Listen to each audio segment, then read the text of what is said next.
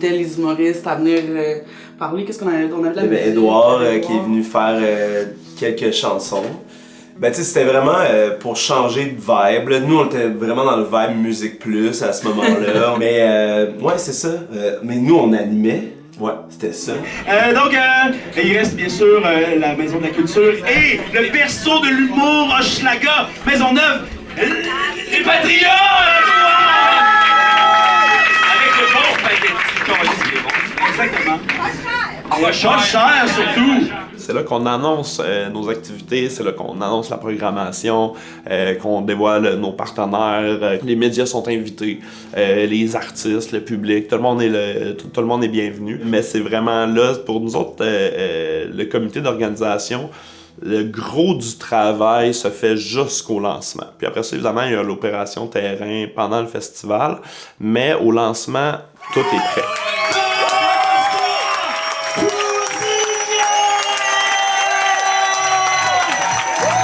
Bonsoir, allô? Ah! Qu'il fait bon de se retrouver seul au sommet. J'étais surpris, limite choqué. Dans ma tête à moi, Juste pour rire, ça a toujours été too big to fail. J'étais loin de penser qu'il était si profondément dans le trouble. Puis fait que l'annonce de la fête m'a vraiment surpris, là, même si je savais que ça allait pas bien, je savais pas que ça allait mal à ce point-là financièrement. Mais c'est quand même un géant de l'humour qui crash down, tu sais, ça a été vu de manière internationale. Juste pour rire, ça a lancé beaucoup de carrières aussi.